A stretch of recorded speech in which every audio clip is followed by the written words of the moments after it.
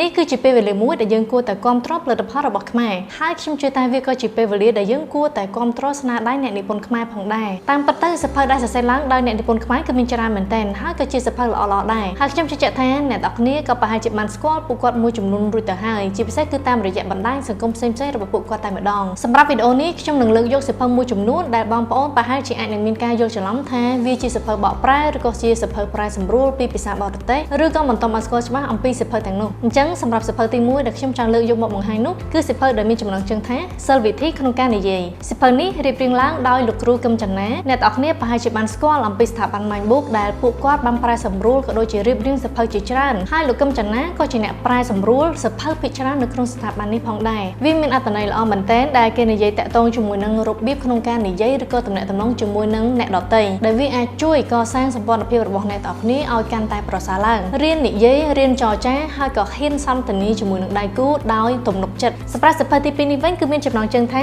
The Morning Person ឬក៏មនុស្សពេលព្រឹកសៀវភៅនេះអ្នកទាំងគ្នាក៏សរសេរឡើងដោយអ្នកនិពន្ធខ្មែរដែរនោះគឺបងប្រុសដោនីដាបើសិនជាយើងមើលតែមួយផ្លែតវាស្តៀងទៅនឹងសៀវភៅរបស់ភាសាបរទេសដែលមានចំណងជើងថា The Miracle Morning ឬបកប្រែជាភាសាខ្មែរគឺពេលព្រឹកដ៏អស្ចារ្យតែនៅក្នុងនេះគឺមានចំណេះដឹងថ្មីដែលអ្នកនិពន្ធគាត់បានដកពិសោធន៍ផ្ទាល់ហើយអាចជំរុញឲ្យអ្នកទាំងគ្នាក្រោកទៅធ្វើការនៅម៉ោង 5 ព្រឹកបានខ្ញុំគិតថាអ្នកទាំងគ្នាក៏ប្រហែលជាធ្លាប់បានស្គាល់បងដោនីដាពីមុនមកដែរដែលគាត់គឺជាអ្នកប្រែសម្រួលសៀវភៅល្អៗបកប្រែពីភាសាបរទេសច្រើនមែនទែនអញ្ចឹងនៅពេលដែលកលេចឃើញសៀវភៅមួយនេះក៏ប្រហែលជាគិតថាសៀវភៅនេះបកប្រែពីភាសាអង់គ្លេសដែរតែតាមពិតគឺបងប្រុសដោនីដាគឺគាត់និពន្ធដោយខ្លួនឯងតែម្ដងសៀវភៅទី3នេះវិញគឺមានចំណងជើងថាបច្ចេកទេសអភិវឌ្ឍខ្លួនដែលនិពន្ធឡើងដោយអ្នកគ្រូខឹមណាត់ធីមុនគាត់ក៏ធ្លាប់បានបកប្រែសៀវភៅមួយក្បាលផងដែរគឺសៀវភៅប្រភេទអប់រំកូនសៀវភៅនេះនិយាយអំពីគោលការណ៍មួយចំនួនដែលអាចជួយឲ្យអ្នកទាំងគ្នាអភិវឌ្ឍខ្លួនបានហើយក៏និយាយអំពីបទពិសោធន៍ជីវិតរបស់គាត់ដែលគាត់អាចតស៊ូរបៀបម៉េចអភិវឌ្ឍខ្លួនរបៀបម៉េចធ្វើឲ្យគាត់អាចទទួលបាននូវលទ្ធផលដែលគាត់ចង់បានសៀវភៅទី4នោះគឺសៀវភៅខ្លីខ្លឹមខ្លាំងសៀវភៅនេះសរសេរឡើងដោយបងប្រុសប្រាជ្ញវិជ័យអ្នកនិពន្ធរូបនេះក៏គាត់ជាអ្នកប្រែសម្រួលសៀវភៅជាច្រើនពីស្ថាប័នដាំដើមជីវិតផងដែរសៀវភៅមួយក្បាលនេះគឺសរសេរបែបលក្ខណៈសម្រង់ពាក្យសម្ដី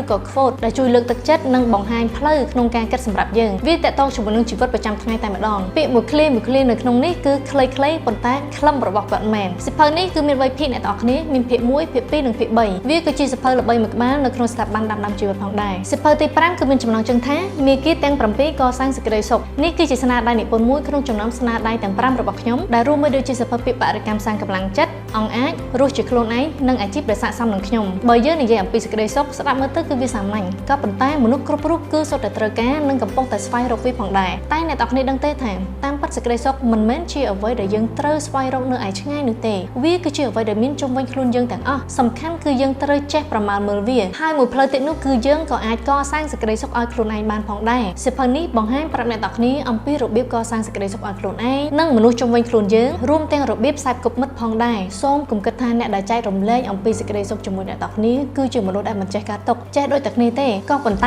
គេចេះអំពីរបៀបរំសាយទុកបានលឿននិងទទួលយកការពិតបានឆាប់រហ័សហើយតិចនិចនៅក្នុងសៀវភៅនេះគឺជាអ្វីដែលយើងអាចធ្វើទៅបានមិនមែនត្រឹមតែជាទ្រឹស្ដីដែលពិបាកនៅក្នុងការធ្វើនោះទេអូខេនឹងសៀវភៅចុងក្រោយគឺសៀវភៅដែលមានចំណងជើងថា Scared to be a Doll ដែលអ្នកនិពន្ធគឺគាត់បានដាក់ឈ្មោះថា Switching ចម្លាស់សៀវភៅនេះចំណងជើងជាភាសាអង់គ្លេសក៏ប៉ុន្តែសរសេរឡើងដោយជនជាតិខ្មែរនិងសរសេរឡើងជាភាសាខ្មែរហើយស្រួលអានមែនទែនជាពិសេសសម្រាប់បងប្អូនដែលមានអាយុទៅតែ20ឆ្នាំឬក៏ទៅតែផុតពីវ័យជំទង់ឈានចូលយុវវ័យខ្ញុំយល់ថាបងប្អូនដែលទៅតែឈានមកចូលវ័យនេះប្រហែលជាមានចម្ងល់ច្រើនមានមន្ទិលសង្ស័យមិនដឹងថាខ្លួនគួរធ្វើអីអ្វីដែលស័ក្តិសមចំពោះខ្លួនហើយទំនួលខុសត្រូវផ្សេងៗក៏ចាប់ផ្ដើមចូលមកជាបន្តបន្ទាប់ពេលខ្លះអត់ដឹងថាត្រូវដោះស្រាយដោយរបៀបណាឬក៏ធ្វើយ៉ាងម៉េចទៅត្រូវសៀវភៅនេះចែករំលែកអំពីបទពិសោធន៍របស់គាត់ដោយមានលើកឡើងអំពីបញ្ហានិងដំណោះស្រាយនៅក្នុងនោះដូចគ្នាហើយសៀវភៅនេះគឺងាយស្រួលអានបន្តិចក៏ជក់ដែរអ្នកទាំងគ្នាតែនេះគឺជាសៀវភៅដែលខ្ញុំចង់ចែករំលែកជាមួយអ្នកទាំងគ្នាដែលពួកគាត់សុទ្ធតែជាជនជាតិខ្មែរដោយដែលខ្ញុំបានលើកឡើងនៅខាងដើមវីដេអូអញ្ចឹងសៀវភៅល្អៗជាភាសាខ្មែរហើយសរសេរដោយជនជាតិខ្មែរគឺមានច្រើនដែលអ្នកទាំងគ្នាអាចស្វែងរកបាននៅតាមទីផ្សា